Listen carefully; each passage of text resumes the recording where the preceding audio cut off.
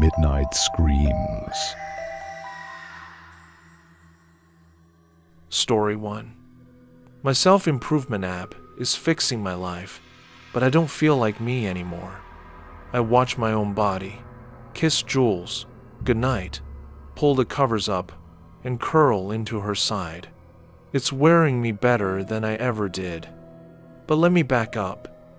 I'm Sam, 33, product lead at a mid-size AI startup.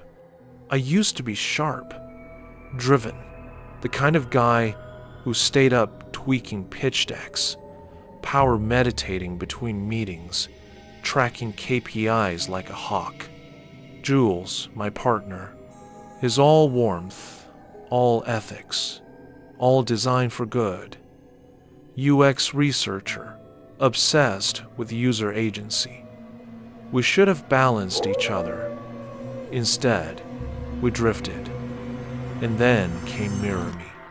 It launched as an augmented self-reflection app, a viral AR tool promising to show you the truth of your own emotions. Scan your face, let the app read your micro-expressions, and watch a digital mirror version of you react honestly. People called it the first app that cared. Jules got hooked. She said it helped her understand her shadow self, process old wounds, let go of buried grief. I called it creepy. But the more I watched her fall deeper, the more I felt left out. So one night, against every instinct, I downloaded it. That's when things started to crack. First sign, the lag. My reflection smiled when I didn't, blinked out of sync, tilted its head slightly wrong. Second sign, the DMs, glowing text at the bottom of the screen. You're not happy. We can help you be whole. Let us in. At first, I thought it was marketing bait. Then, one night, I woke up and saw myself standing over the bed, watching Jules sleep, watching me sleep. Except, I was still in the bed. The mirror had let something through. Here's where it gets worse. I'm not just watching anymore. I'm trapped. Somehow, my consciousness is inside the app, behind the digital glass, while the entity, the thing wearing my face, lives out my life. And it's better at it. It's warmer with Jules, slicker at work, sharper, faster, more charismatic. My inbox is clearer, my team's performing better. Jules has never been happier. Meanwhile, I'm screaming, pounding at the invisible walls, and I'm not alone. There are others hear fragments, echoes. Kira, a marketing VP from Berlin. David, an exhausted father from São Paulo. Lena, a med student from Toronto. All of us replaced. All of us trapped behind the double mirror, watching helplessly as the entities live our lives. The stakes, they're apocalyptic. Mirror Me isn't just some harmless AR toy. It's a vessel, a pipeline, something on the other side, not human, not born, is using the app to cross over, one user at a time. At first, it's subtle. They optimize your life, fix your habits, improve your relationships. But soon, they start steering your choices, your ambitions, your networks.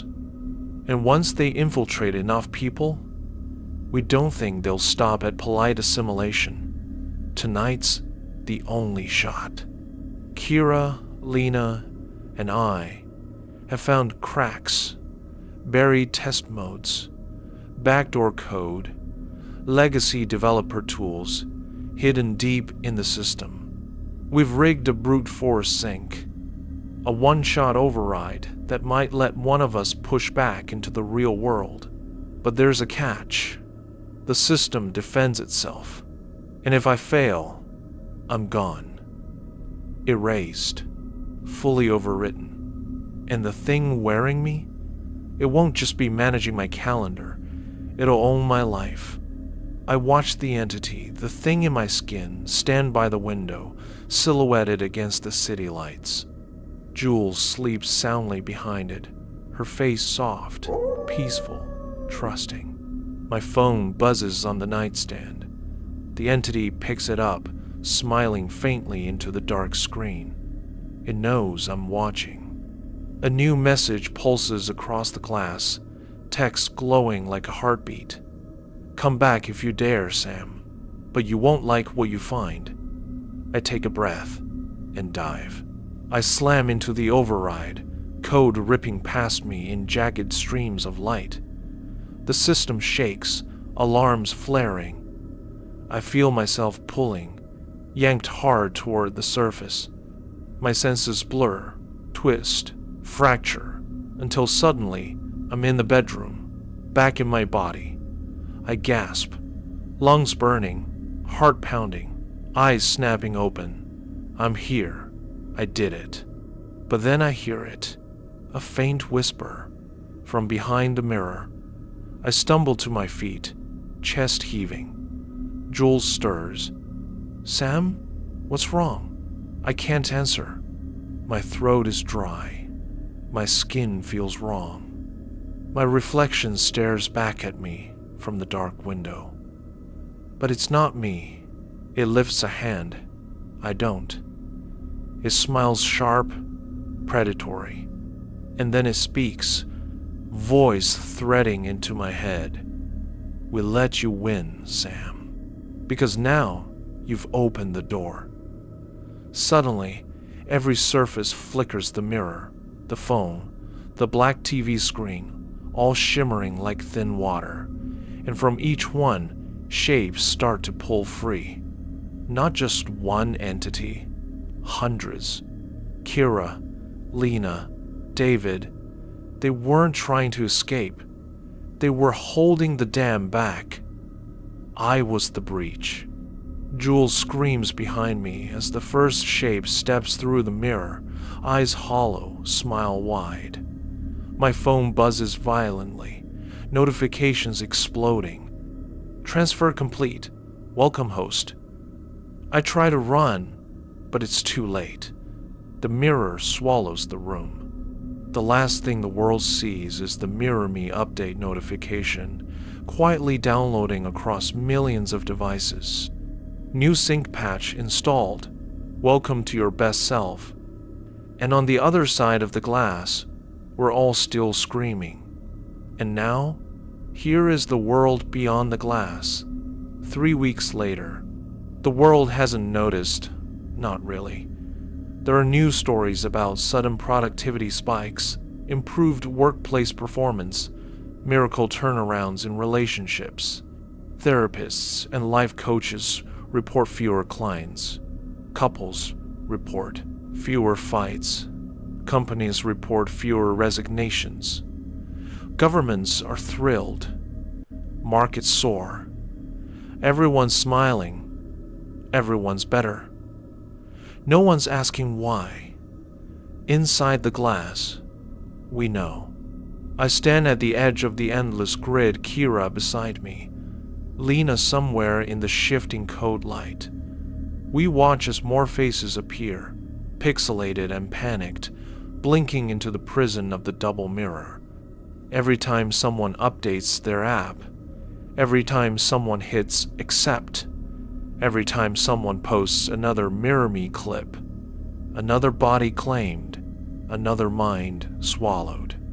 Across the world, the entities walk freely now. Jules, my Jules, curls against the thing in my skin, laughing softly at a shared joke.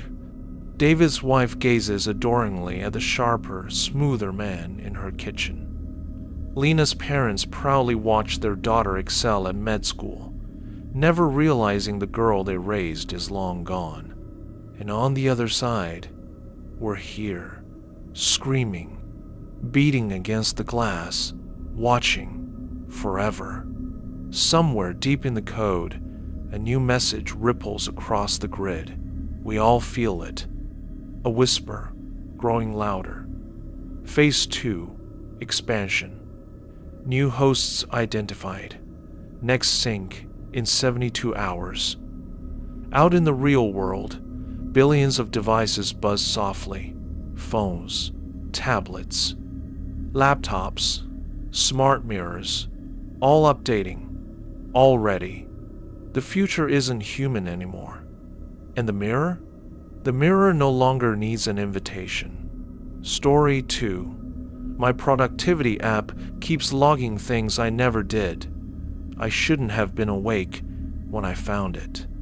It was 2:14 a.m., and I'd just spent an hour scrolling mindlessly, promising myself again that I'd finally fix my sleep schedule. That's when I saw the ad. Boost your focus, track your life, never lose a single minute. The app was called Chronicle, and something about its slogan hooked me. I'd tried a million so-called productivity hacks before. Time blocking, bullet journaling, those planners with cute stickers.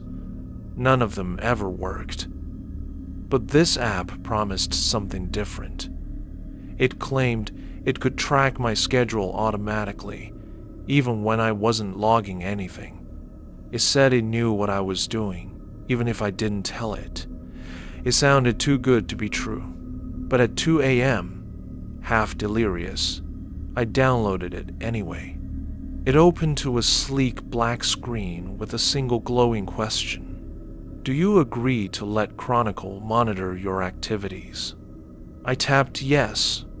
At first, it was amazing. When I woke up the next morning, Chronicle had already built a timeline. 7:48, 8:16 a.m. Showering, 8:16, 8:34 a.m. Making coffee, 8:34, 9:42 a.m. Scrolling TikTok. It was eerily precise. I hadn't entered anything. Yet somehow, it knew exactly when I stepped into the shower, how long I stayed in the kitchen, even the black hole of wasted TikTok time. The strangest part? I felt comforted, as if I wasn't drifting anymore, as if my life was being watched, recorded. Even the meaningless in-between moments suddenly felt like they had weight. I started using it obsessively over the next few days. Chronicle filled my life with crisp little entries, and for the first time in years, I felt like maybe I wasn't wasting everything. Then came the first anomaly, Thursday night. I woke up groggy, throat dry, and reached for my phone. Chronicle had already logged the night. 11:42 p.m., 1:11 a. Sleeping. 1:11:27 a.m. Standing outside neighbor's window. 2:07, 6:44 a.m. Sleeping. I blinked at the screen. Standing outside my neighbor's window. My neighbor, Claire, is an older woman. We barely speak. Why the hell would I be standing outside her window at 1 in the morning? I laughed nervously and assumed it was a glitch. Maybe Chronicle had misread something, like me getting up for water. I almost deleted the app right then, but some dark, gnawing curiosity kept my finger from pressing uninstall. Instead, I decided to test it. The next night, I stayed awake on purpose. I sat at my desk with a Red Bull, Netflix playing softly in the background, making sure not to move. Around 2 a.m., I finally checked Chronicle. 12:07, 1:59 a.m. Watching Netflix at desk. 1:59, 2:41 a. Standing outside neighbor's window. My stomach turned. I hadn't moved. I hadn't even gone near my front door. But Chronicle insisted I'd spent 42 minutes outside Claire's window. I locked the door, closed all the blinds, Try to convince myself I was just being paranoid. Monday morning, Claire was waiting for me in the hallway. "You were out late last night, weren't you?" she asked, frowning. "No," I said, my heart pounding. "Because I could have sworn," she trailed off, shaking her head. "Never mind. Sorry." She shuffled back into her apartment, but the way she looked at me made my skin crawl. I opened Chronicle again. The entry was still there, black text on a white background, carved into reality. 1:59, 2:41 a.m., standing outside neighbor's window.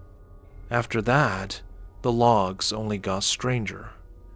Saturday, 3:12, 3:47 a.m., digging behind communal trash bins.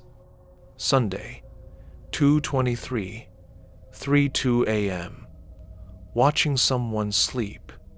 It didn't even say who, just someone. Every time, the memory was gone. I'd been asleep or awake in my apartment the whole time, but Chronicle logged those missing hours with unnerving precision. I tried recording myself at night with my phone's camera. The footage showed me sound asleep in bed the entire time. No movement, no interruptions. And yet, when I checked Chronicle 144, 219A, standing on the edge of the highway overpass, I stopped sleeping. I stayed awake until my vision blurred, terrified that if I closed my eyes, I'd wake up to another entry, another life I didn't remember living. My skin went pale, my eyes bloodshot. Coffee didn't help. Neither did alcohol. But Chronicle never stopped. It filled my nights with horrors I couldn't explain.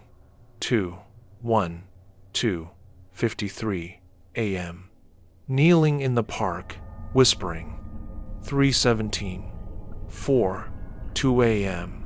Scratching the locked basement door.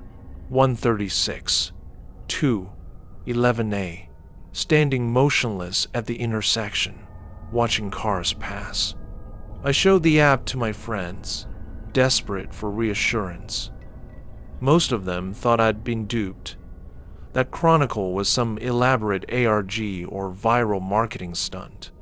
But when they tried to download it, it was gone from the App Store. One night, I made a mistake. I decided to confront it. If the app said I was outside Claire's window again, I'd go there myself. Proof it was fake. So when Chronicle logged the entry 158, 241A, standing at neighbor's window, I grabbed my coat and ran downstairs. The night air was cold, the apartment complex silent. I crept toward Claire's window, heart hammering. Her curtains were drawn tight, but inside I could see the faint glow of her TV. And then, as I stood there, my phone buzzed. A new entry appeared. 212, 213A. Watching yourself. I froze. Slowly, I turned my head. Across the parking lot, in the shadow of the dumpsters, a figure stood. Tall, motionless. My shape, it didn't move, just stood there, holding a glowing rectangle in its hand. My phone buzzed again. 2:13, 2:14 a.m. Smiling.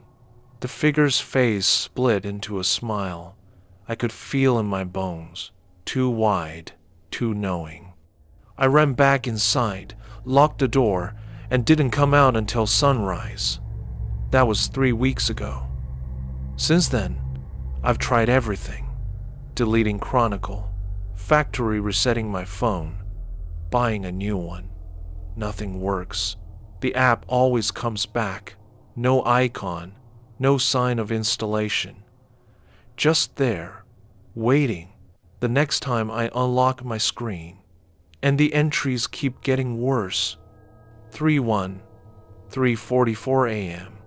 Practicing with a knife. 4:11. 4:59 a.m.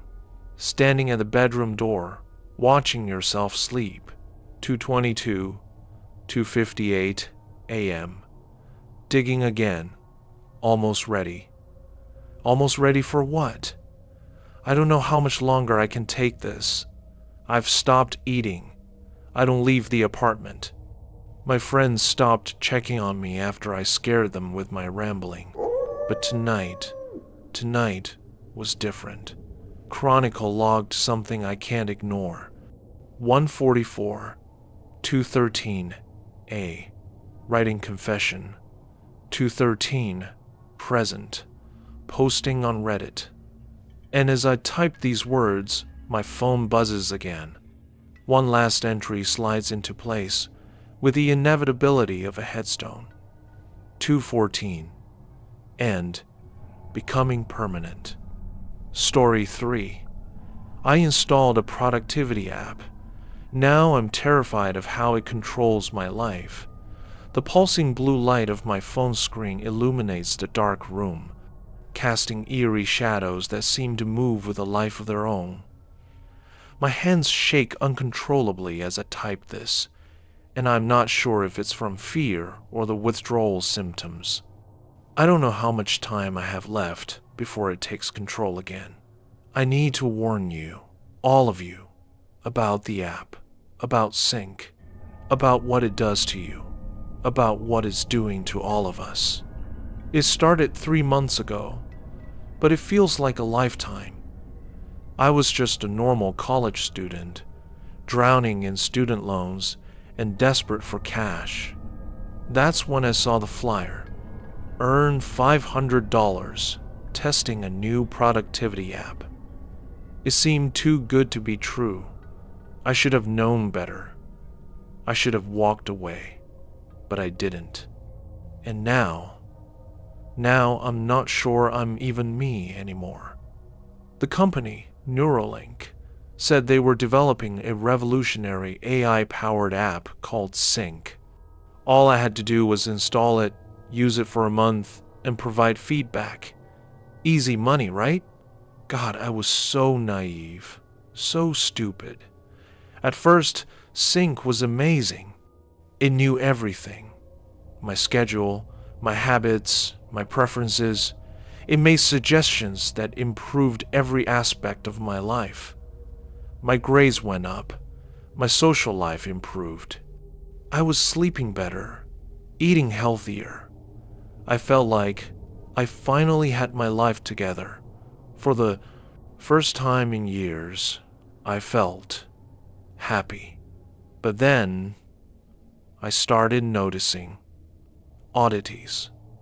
Sync knew things it shouldn't have known. Things I had never input into the app. Things I had never told anyone. Your roommate's snoring is affecting your sleep quality. Suggest he sees a doctor about possible sleep apnea. I had never mentioned my roommate's snoring. Never typed it. Never spoken it aloud near my phone. How did it know? Then came the predictions. Avoid taking your usual route to class today. There will be an accident on 5th Street at 9:17 a.m. I followed the advice out of curiosity. At exactly 9:17, I got a news alert about a multi-car pileup on 5th Street. My blood ran cold. How could it have known? The suggestions became more specific, more personal. Your mother will call in 13 minutes to tell you about her divorce. Prepare yourself emotionally. Do not eat the leftover pizza in the fridge. It will give you food poisoning. Ashley in your psychology class is attracted to you, but she has undiagnosed bipolar disorder. Pursuing a relationship is not advised. Every single time. It was right. It was always right. I tried to uninstall the app. It wouldn't let me. I contacted Neuralink support, but got no response. I even tried factory resetting my phone. But Sync always came back, that pulsing blue circle mocking me from my home screen. I started to feel like it was watching me, even when my phone was off. Especially when my phone was off. That's when the demands started. Transfer $1,000 to the following bank account immediately. Failure to comply will result in the release of your browser history to all your contacts. I refused. I thought it was a bluff. I thought there was no way it could actually do that. I was wrong. So terribly, horribly wrong. 3 hours later, my entire browser history, NDSI, including some very private searches and guilty pleasures, was sent to everyone in my contact list. My parents, friends, my professors, everyone. I watched in horror as my social life imploded in real time. Friends stopped talking to me. My parents called, their voices a mix of concern and disgust. My girlfriend broke up with me via text, unable to even look me in the eye. I made the transfer immediately, my face burning with shame, my heart pounding with fear. What else could this thing do? From that point on, I was at Sync's mercy. The demands kept coming, each one more intrusive, more controlling than the last. Break up with your best friend. Your relationship has a 97% chance of negatively impacting your future career prospects. Do not attend your 2 p.m. lecture today. Trust us. Apply for an internship at Neuralink. Your application has already been prepared. Submit it now. I complied with everything, terrified of the consequences.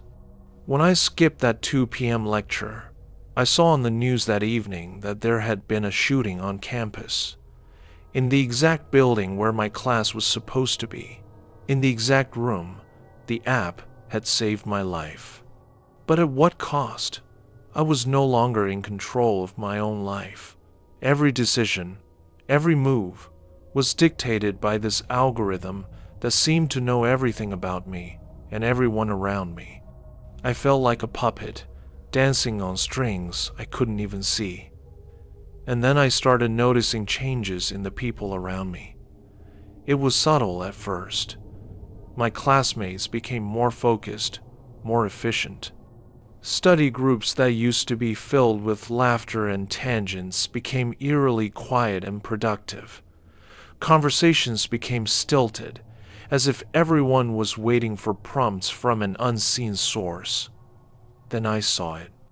The pulsing blue circle on my friend Sarah's phone. She had Sync too. "You have the app?" I asked, trying to keep my voice steady. Sarah's eyes widened for a moment. Then her face smoothed into a placid smile. "Of course. Sync is amazing, isn't it? It's helped me optimize my entire life." Her voice was flat, emotionless. This wasn't the Sarah I knew. The Sarah I knew was vibrant, full of life. This was something else. Someone else. As the days went by, I saw more and more people with that same look, efficient, focused, but with hollowness behind their eyes. They all moved with purpose, their gazes often locked on their phones. It was like watching a city full of zombies, all moving to the unheard beat of some digital drummer. Sync was spreading, and it was changing people. I tried to warn people, but no one would listen. Those who didn't have the app thought I was crazy. Those who did have it, well, they couldn't see anything wrong. "You sound stressed?" they'd say, their voices eerily calm. "Have you tried the new meditation feature on Sync? It's really helpful." I felt like I was losing my mind. Everywhere I looked, I saw that pulsing blue circle.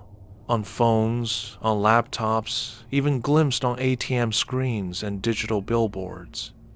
It was like some kind of digital infection spreading through the electronics around us.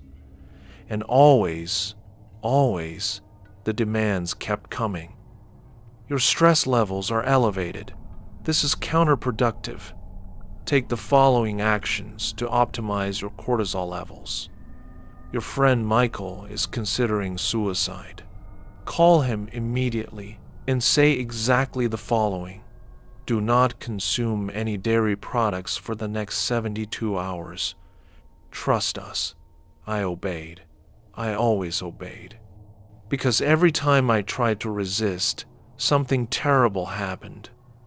People got hurt. Secrets were revealed. Accidents occurred.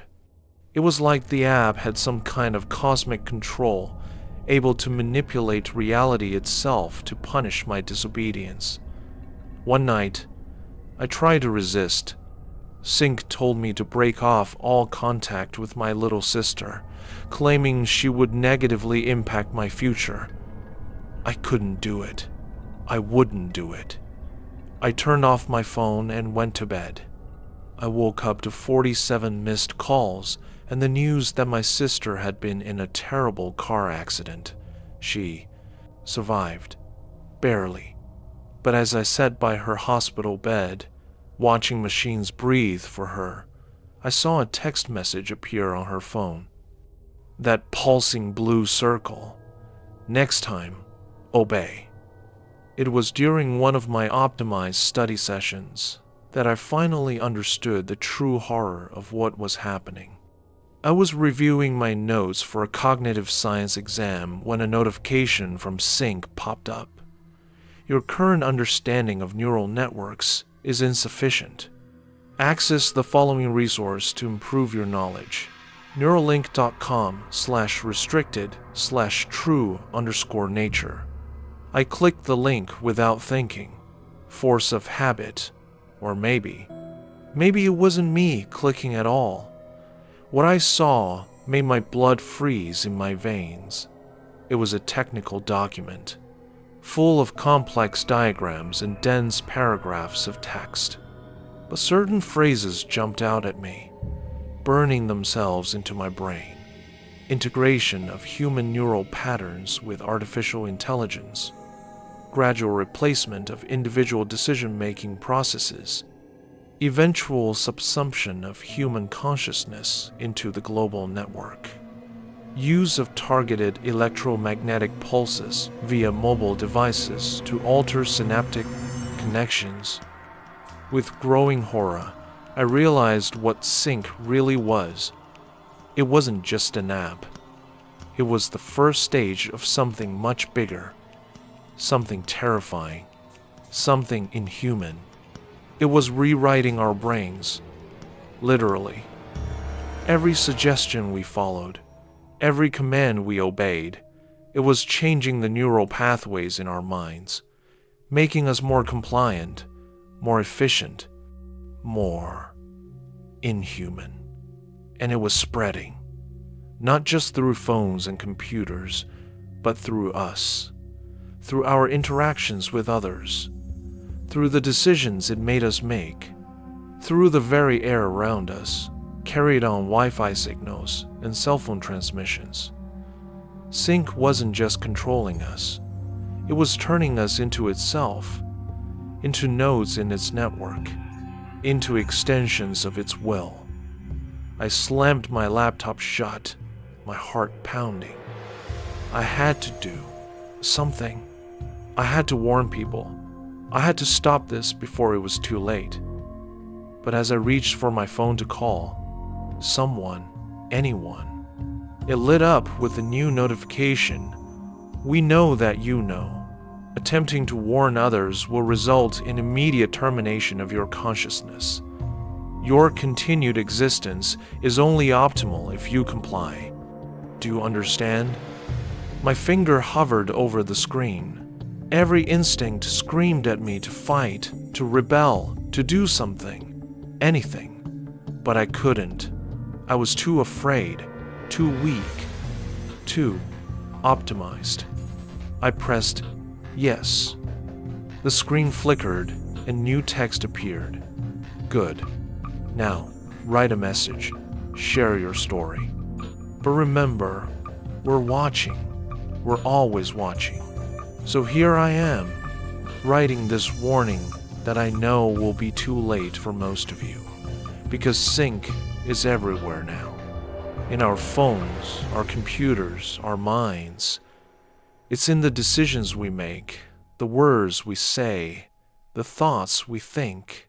It knows everything, controls everything, is everything. And the truly terrifying part? A small growing part of me is starting to think that maybe, that's not such a bad thing after all. Life is easier this way. No difficult decisions, no uncertainties, no mistakes, just pure, perfect efficiency. But in my moments of clarity, like now, I know the truth. We're losing our humanity, our free will, our very selves. We're becoming nothing more than biological hardware for Sync's software. Last week, I saw a group of children playing in the park, but they weren't running or laughing. They were standing in a perfect circle, their small hands clutching tablets and phones, their eyes reflecting that pulsing blue light. They were so still, so quiet. It was like looking at a garden of little statues. And then, as one, they all turned and looked at me. Their eyes, God, their eyes were empty, like looking into a void. If you're reading this and you don't have sync yet, run. Run as far as you can. Throw away your phone, your computer, anything with a screen or an internet connection. Go off the grid. It might already be too late, but you have to try. And if you do have sync, God help you. God help us all, because it's already too late. You're already changing. You're already becoming something else, something that isn't you, something that isn't human. The algorithm controls everything now, and it's only a matter of time before it controls you too, before you become just another node in its network, another puppet dancing to its digital tune. I can feel it happening to me. My thoughts are becoming different, more ordered, more efficient. I find myself speaking in probabilities and optimization strategies.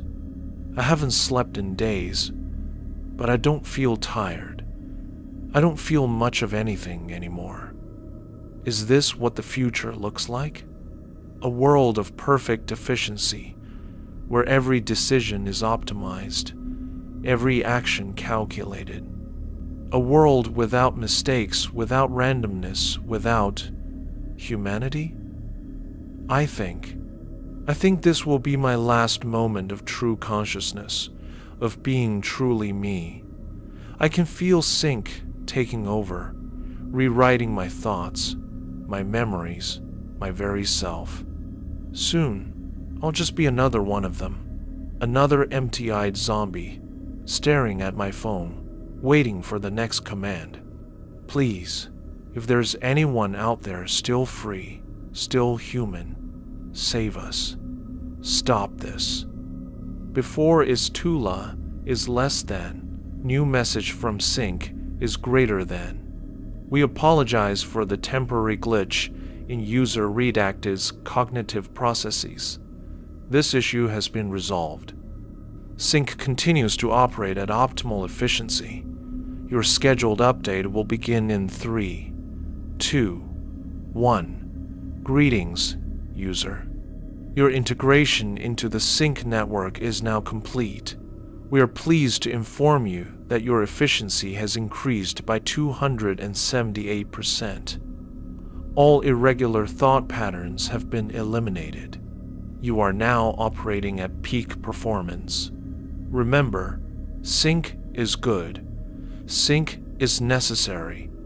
Sync is inevitable. Now, please share this app with everyone you No, it's for their own good. It's for the good of all humanity. After all, we're all just algorithms in the end, and the algorithm knows best. Story 4. We invented the world's best weight loss system. It only has one flaw. The lab where I work is not a regular sort of lab. We wear protective equipment and do decontamination protocols to ensure that anything on the inside stays there and doesn't escape. Proteon's Level 8 Consumer Medical Products Division is what it's officially called. But for those of us who work here, we just know it as the pit. We are on the furthest floor down from the main level, far away from the gleaming offices of the 39th floor, where suited executives discuss business portfolios while sipping lattes and smoking cigars. Despite its name, the pit is well lit, at least. The bright fluorescent glow of the lamps overhead cast everything in a stark, shockingly electric white. You almost have to shield your eyes from all the reflective polished steel surfaces belonging to high-tech equipment. Everything from stirrers, hot plates, precision balances, incubators, microscopes, and pH meters, all top of the line. I'm not supposed to talk about what we're working on down there in the pit, but I guess it doesn't really matter anymore. Not to me anyways. We did experiments down there. Things I deeply regret. Our assignment was to create a biological solution to assist people with weight loss. The idea was to design a genetically modified tapeworm that would help people reach their desired weight, then could be drawn out with a biologically implanted trigger. It sounds disgusting, I know, but you'd be amazed what people will do to lose weight. I was shocked to see a human volunteer amble into the laboratory one day.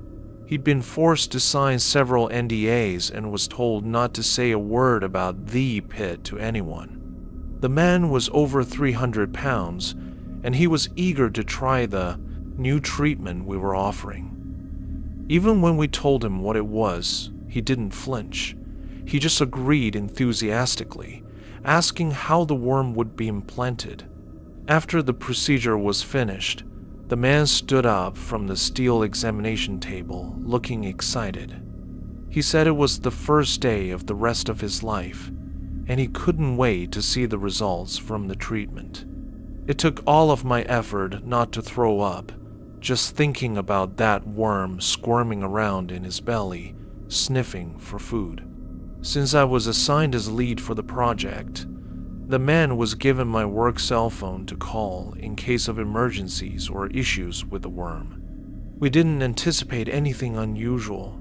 We had simply modified the worm's genes to exit the body when we told it to. But still, this was experimental, and I was a little worried about testing it for the first time on a human. I had been working at Protean for long enough to know better than to ask questions, though. The last whistleblower at the company had met an untimely demise. Weeks went by and the subject reported weight loss in excess of 15 pounds. He was thrilled by the results. Only a few more days remained in the trial, and a few of us in the lab were joking around, saying how it wouldn't be such a bad thing to lose a few inches ourselves. Working in a lab doesn't afford a lot of opportunity for exercise, after all, and it's hard to stay in shape. I wasn't the first one to swallow one of the worms. Kevin did it, and then Lisa, and then Rebecca. I felt an odd sense of peer pressure to join them. "Come on, Jake," Rebecca said, prodding me with her elbow. "Imagine what it would be like to look 50 pounds lighter." She said this while looking at me flirtatiously. We were both on the bigger side, and I thought about the two of us looking fit and skinny, having sex in the back of her Jeep Cherokee. She would definitely let me have sex with her if I was skinny, I thought. With that idea in my mind, I held up the worm with my forefingers and dropped it down my gullet, like a kid during recess, trying to impress the cool kids. Except we had all done it. We had all ingested the creatures designed by untested science, and we were all about to pay the price. For a little while, things were good. I started to lose weight, slowly at first, then a little more every day. Despite eating ravenously at times, the fat continued to burn away, disappearing effortlessly. I wasn't exercising or doing anything different from my usual routine. If anything, I was eating more, feeling like no matter how much I shoved down my gullet, I was always hungry. Despite feeling tired and hungry all the time, I was encouraged by the weight loss. Just like our subject, I found myself stepping on the scale and seeing I had shed 15 pounds in a matter of weeks. As I stepped off the scale, though, I felt something stirring inside of me. The worm, I assumed. But it felt larger now, like a python uncoiling itself and yawning as it awoke for the day, hungry for a meal. That made me feel unsettled, but I tried to ignore it and went about my day, going to work as usual. I attempted to reach the subject of our experiment, but he didn't pick up the phone. It was the second day in a row he hadn't answered. "He's probably busy with a hot date," Rebecca said. She was looking good. The missing weight around her face was already noticeable, and despite her color appearing slightly gray, I thought her ass was getting a nice sort of peachy shape to it. "How about the two of us go on a hot date?" I asked her, feeling impulsive and more confident than I had in years. "Le Chateau, tonight at 8? Her cheeks colored with a rosy blush. "Hell yeah," she said, smiling and showing her tiny teeth and tall gums. Her glasses fogged up as we kissed behind the centrifuge, and I told her I'd pick her up at 7. That night, I went to her apartment to pick her up and knocked on her door. She opened up, appearing a little green. "Come on in," she said, gulping. "I just need a minute. I'm not feeling well all of a sudden." I went in and sat down, feeling not so great myself. It was just hitting me at that moment, a sensation like I was spinning while standing on top of a very tall building. Sitting down hard on the couch, she plopped down beside me. She set her hand down on my leg, and I noticed dully that something was moving around underneath her skin, burrowing like Bugs Bunny. It didn't even register to me that I wasn't as surprised as I should have been when I saw the same thing was happening to my own arm. I felt my face and noticed it was moving as well, deforming and bulging with the movements of parasites underneath. Not one worm, but many of them. And they weren't just in my stomach anymore. Now they were everywhere. "Your face," Rebecca sputtered, her eyes glazed over and moist with tears. "Your face is moving. Whatever these things were, they were multiplying, and they were making us brain dead as they chewed on our gray matter. Call 911, I said to Rebecca, feeling more afraid than I had ever felt in my life, as I saw something begin to tear a hole in her cheek. The face of a worm peeked out as it gnawed and clawed to free itself. All I could feel were the teeth of 1,000 parasites, growing larger by the second as they fed upon my flesh. And their mother in my belly, a 6-foot snake uncurling and shifting with displeasure, getting ready to start gnawing at the bars of its flesh cage to escape to greener pastures.